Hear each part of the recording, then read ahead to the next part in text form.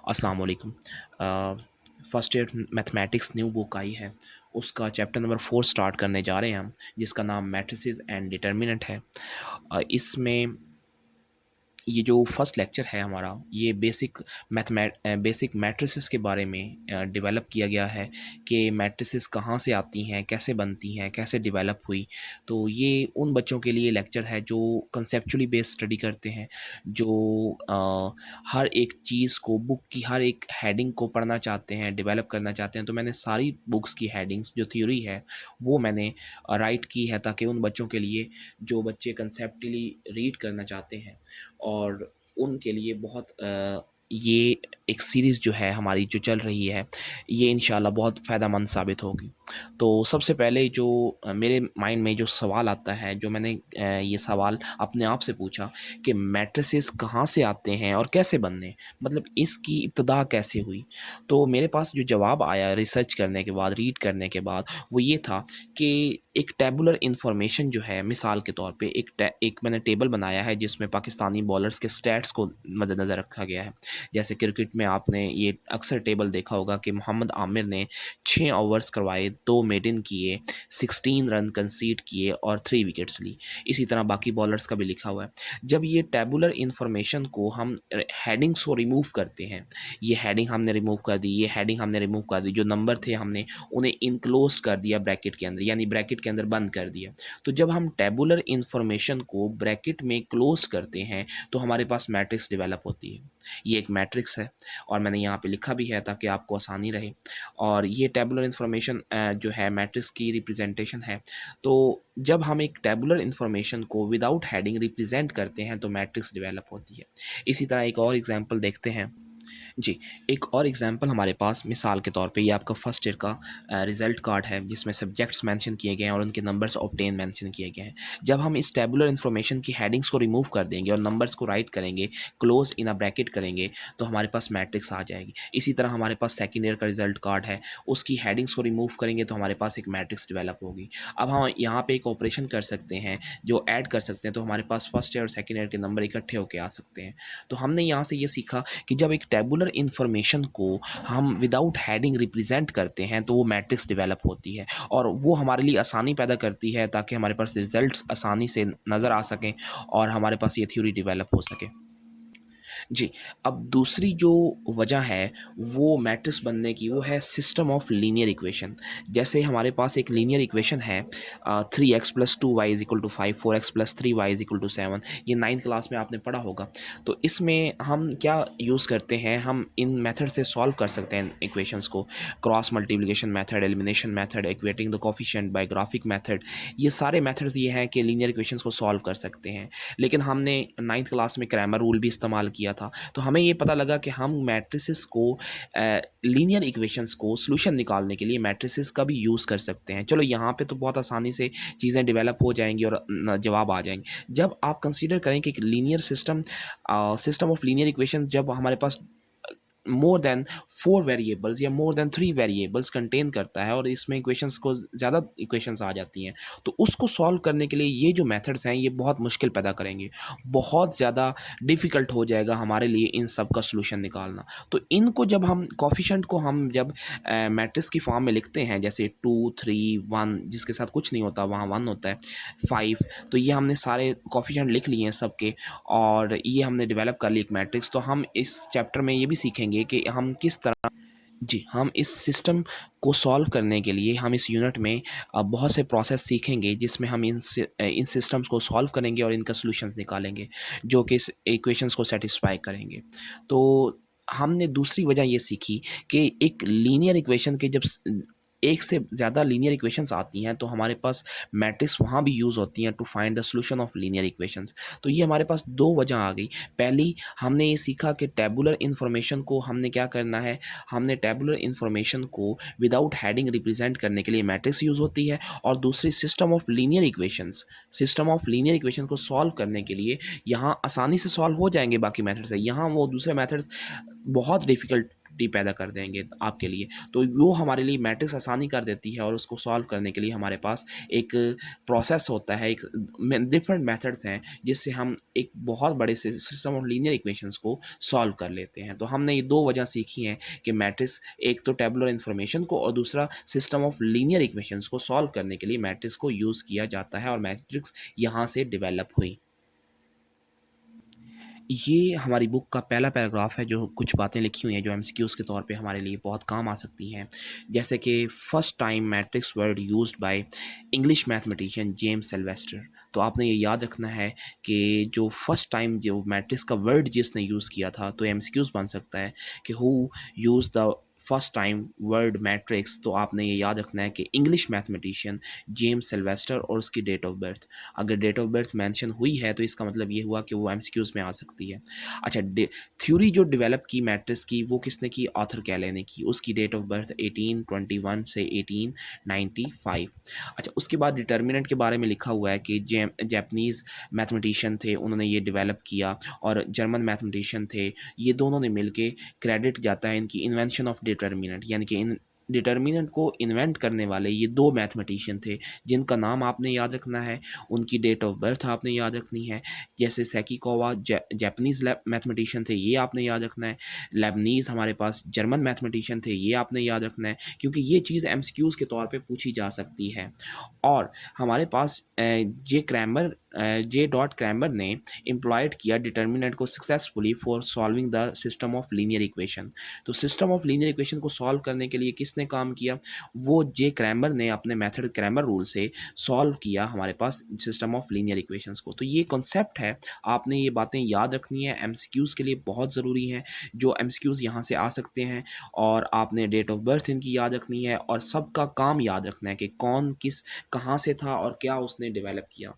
और ये हमारे पास, अच्छा यहाँ पे एक छोटा सा सवाल है, अच्छा आपके लिए इंटरेस्टिंग बनाता जाऊँ, कि देखें फर्स्ट टाइम हमारे पास इनकी डेट ऑफ बर्थ है कि 1814 टू 1897, और डेवलप किया मैट्रिक्स की थ्योरी 1821। लेकिन यहाँ पे डिटर्मिनेंट को देखें ज़रा, 1642 यानी कि 17 सेंचुरी के अंदर डिटर्मिनेंट इन्वेंट हो रहा है पहली दफ़ा 17 सेंचुरी के अंदर, और यहाँ 19 सेंचुरी की तरफ वर्ड यूज़ हो रहा है मैट्रिक्स का। तो यहाँ पे एक ज़हन में सवाल आता है कि क्या डिटर्मिनेंट पहले ही ईजाद हो चुका था और मैट्रिसेस बाद में आई? हालांकि ऐसा नहीं है, पहले मैट्रिसेस आनी चाहिए थी, फिर डिटर्मिनेंट आना चाहिए था। डिटर्मिनेंट तो मैट्रिक्स से ही निकला है ना। तो ये एक छोटा सा कंसेप्ट ये है कि उसने वर्ड मैट्रिसेस पहले 16 सेंचुरी में इन्वेंट हो चुकी थी, यूज़ हो रही थी, लेकिन उसको कोई नाम नहीं दिया गया था। तो जो फर्स्ट टाइम जिसको उसको नाम दिया गया, वो जेम्स सिल्वेस्टर ने उसको नाम दिया कि इसे मैट्रिक्स कहते हैं, और उसकी थ्योरी पर उसने काम करने वाले को हमारे पास आर्थर कैले कहते हैं। तो इसका ये जवाब है कि हमारे पास मैट्रिसेस इन्वेंट हो चुकी थी और उनको नाम नहीं दिया गया था। तो फर्स्ट टाइम जो नाम दिया गया वो जेम्स सिल्वेस्टर ने दिया, और उसके बाद फिर जो पहले वो हो चुकी थी इन्वेंट, तो उसके बाद डिटर्मिनेंट इन्वेंट हुआ, फिर उसके ऊपर हमारे पास रूल्स अप्लाई हुए। तो ये सारी इन्फॉर्मेशन आपने याद रखनी है, ऑब्जेक्टिव के लिए बहुत ज़रूरी है। अब हम डेफिनेशन की तरफ जाते हैं कि मैट्रिक्स की डेफिनेशन क्या है। अ रेक्टेंगुलर अरे, अरे कहते हैं अरेंजमेंट को। अ रेक्टेंगुलर अरे of numbers enclosed bye a pair of brackets is called matrix. तो मैट्रिक्स की बड़ी सिंपल सी डेफिनेशन है अ रेक्टेंगुलर अरेंजमेंट। अब आप कहेंगे कि रेक्टेंगुलर अरेंजमेंट, ये देखें यहाँ पे एक मैट्रिक्स है जिसको एक नंबर्स हैं, इनको इनक्लोज किया गया है ब्रैकेट्स के अंदर। तो क्या ये मैट्रिक्स हैं? अगर मैट्रिक्स हैं तो यहाँ पे लफ्ज़ यूज़ हुआ है रेक्टेंगुलर अरे। तो यहाँ पे तो ये रेक्टेंगुलर नहीं है, ये तो स्क्वायर फॉर्म में है। तो इसका जवाब ये है कि हमारे पास जो मैट्रिसेस होती हैं, जो रेक्टेंगल होते हैं, वो स्क्वायर जो होते हैं वो रेक्टेंगल की टाइप्स होते हैं। तो हमारे पास स्क्वायर भी हो सकते हैं, जब रेक्टेंगल आ जाता है तो वो स्क्वायर उसके अंदर ही डेवलप हो जाता है, क्योंकि स्क्वायर जो हैं वो रेक्टेंगल की टाइप्स होते हैं। तो इसलिए यहाँ पे लफ्ज़ यूज़ हुआ है रेक्टेंगुलर अरे, यानी कि एक रेक्टेंगुलर अरेंजमेंट है नंबर्स की जिनको बंद किया गया है ब्रैकेट्स के अंदर, इस कॉल्ड मैट्रिक्स। एग्जाम्पल के तौर पे हमारे पास ये नंबर्स हैं, हमारे पास इनको क्लोज किया गया ब्रैकेट्स के अंदर, तो हमारे पास ये क्या कहलाएंगे? ये मैट्रिक्स कहलाएंगे। ये भी हमारे पास नंबर क्या, ये हमारे पास number enclose in the bracket, ये भी हमारे पास क्या कहलाएंगे? ये हमारे पास मैट्रिक्स कहलाएंगे। तो ये दो एग्जाम्पल्स हमारे पास आ गए। अच्छा, अब हम कुछ बातें जो कंसेप्ट हैं बड़े ध्यान से वो समझते हैं और बड़े इंपॉर्टेंट कंसेप्ट हैं। The horizontal lines of numbers, यानी कि जो हॉरिजेंटल लाइंस ऑफ नंबर्स हैं, यानी ये वाली ये लाइंस, ये जो लाइंस हैं ये हमारे पास क्या कहलाएंगी, ये रोज़ कहलाएंगी। अब मैट्रिक्स की रोज़ क्या होती हैं, हॉरिजेंटल लाइंस ऑफ नंबर्स। जो horizontal lines of numbers are called rows, और वर्टिकल यानी कि ये वर्टिकल लाइंस ऑफ नंबर्स ये हमारे पास क्या कहलाएंगे, ये हमारे पास क्या कहलाएंगे, ये हमारे पास कॉलम्स कहलाएंगे। तो ये दो डेफिनेशंस आ गई रोज़ एंड कॉलम्स की। तो horizontal lines of numbers are called rows and vertical lines of numbers are called columns. अच्छा, ये अब यहाँ पे एक और डेफिनेशन हमारे पास डेवलप हो रही है। अगर हम m को कह देते हैं नंबर ऑफ़ रोज़, अगर हम m को डिनोट करते हैं नंबर ऑफ़ रोज़ से और n को डिनोट करते हैं, इक्वल टू रखते हैं नंबर ऑफ़ कॉलम्स के, तो जो m क्रॉस n होगा इस कॉल्ड डायमेंशन और ऑर्डर ऑफ अ मैट्रिक्स। ये बात बहुत इंपॉर्टेंट है, अगले तमाम एग्जाम्पल्स में, अगली तमाम टाइप्स ऑफ मैट्रिक्स में ये बात याद रखनी है, क्योंकि अल्टीमेटली हमने m को नंबर ऑफ़ रोज़ कहना है और n को नंबर ऑफ़ कॉलम्स कहना है, इसको चेंज नहीं करना। ये याद रखना है कि m को हमने नंबर ऑफ़ रोज़ कहा था और n को नंबर ऑफ़ कॉलम्स कहा था। तो जो m क्रॉस n है ये हमारे पास डायमेंशन भी कहलाता है, और इसका दूसरा नाम क्या है, ऑर्डर ऑफ अ मैट्रिक्स। कोई आपको डेफिनेशन आ सकती है, what is dimension of matrix, what is order of matrix. तो दोनों की डेफिनेशन सेम है, आपने याद रखना है कि दोनों एक ही चीज़ है, बस नाम हमारे पास डिफरेंट नेम से इनको बुलाया जाता है। अच्छा, उसके बाद यहाँ देखें, ये इस मैट्रिक्स के कितनी रोज़ हैं, 1 एंड 2, 2 रोज़ हैं और कॉलम भी 2 है, तो इनका ऑर्डर होगा 2 क्रॉस 2, ये इसको लिखने का तरीका है।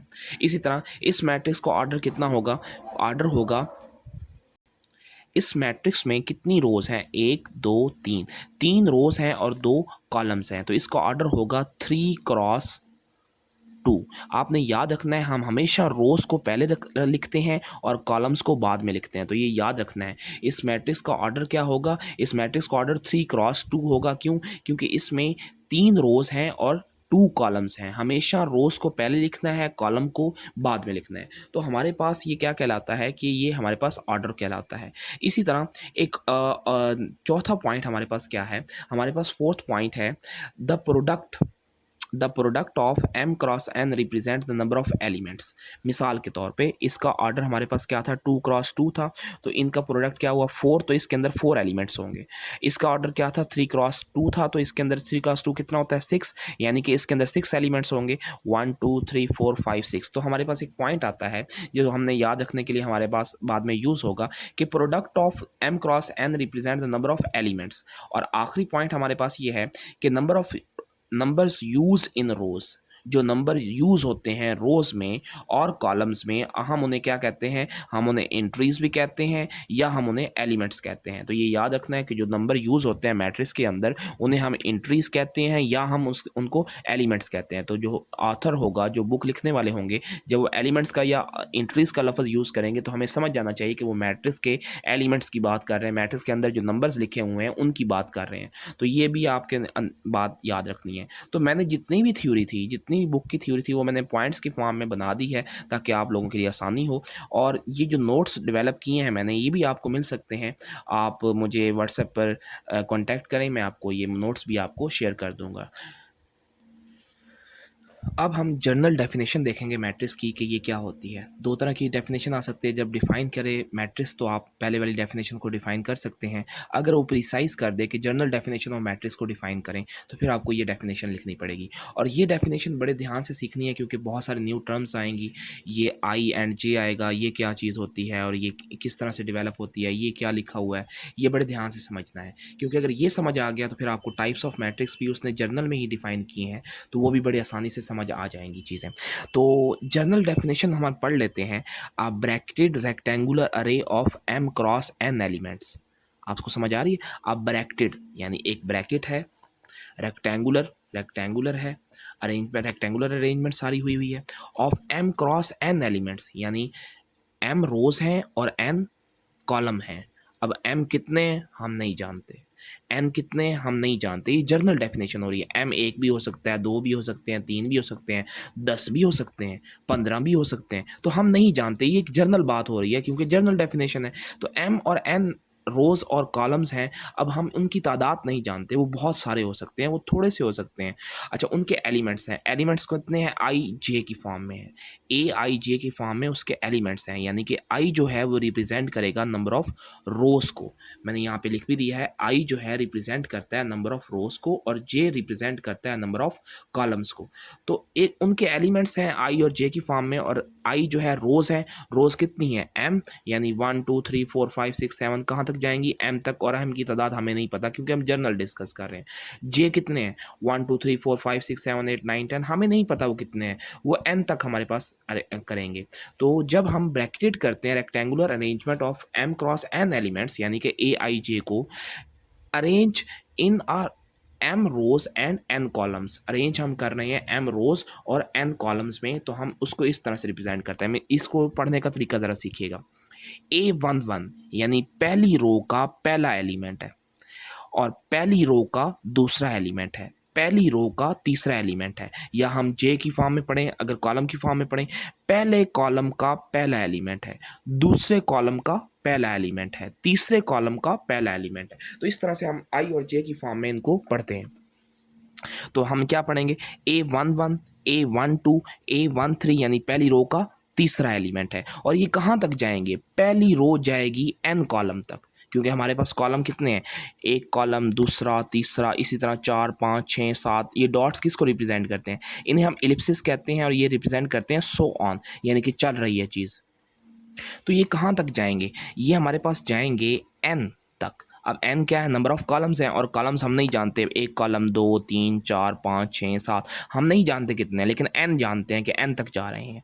इसी तरह दूसरी रो का पहला एलिमेंट्स, दूसरी रो का तीसरा, दूसरी रो का तीसरा एलिमेंट्स, और ये सो ऑन, यानी एलिप्सिस लगा के हमने बता दिया कि दूसरी रो के एन कॉलम हैं, हम नहीं जानते कॉलम्स कितने हैं। इसी तरह पहली रो है, ये दूसरी रो है, तीसरी आएगी, फिर चौथी रो आएगी, फिर पांचवी रो आएगी, और कहाँ तक जाएंगी? एम रोज तक जाएंगी।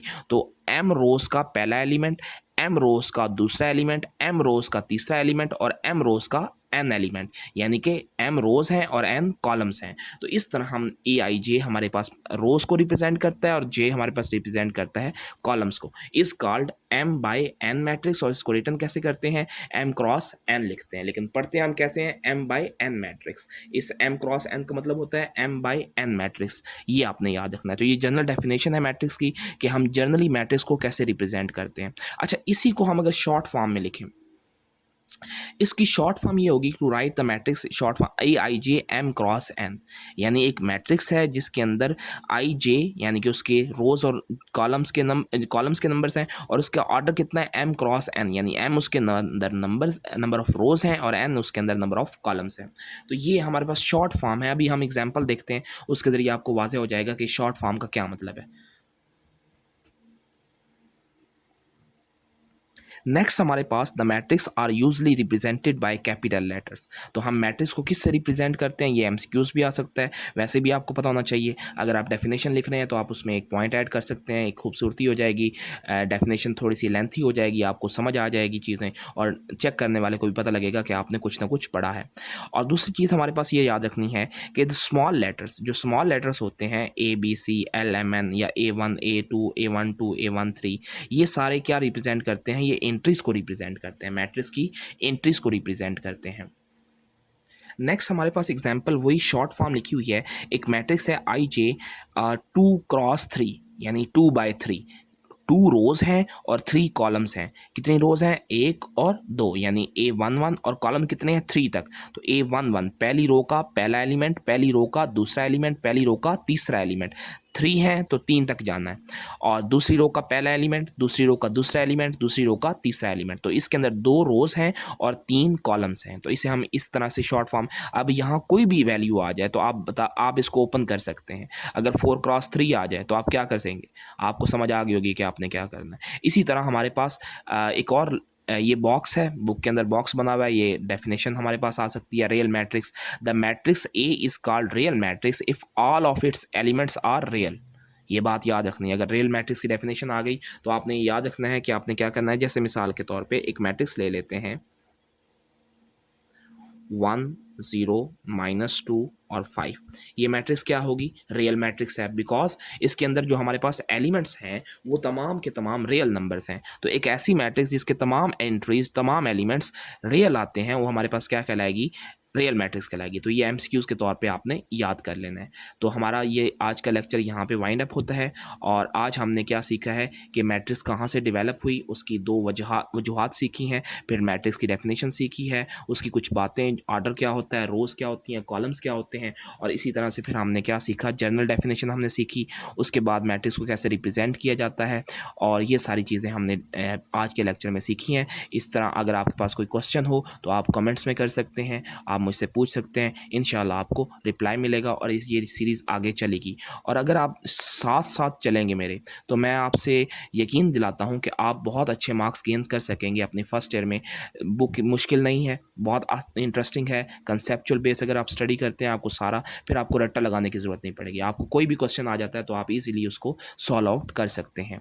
बहुत शुक्रिया, अपना ख्याल रखिएगा। अल्लाह हाफ़िज़।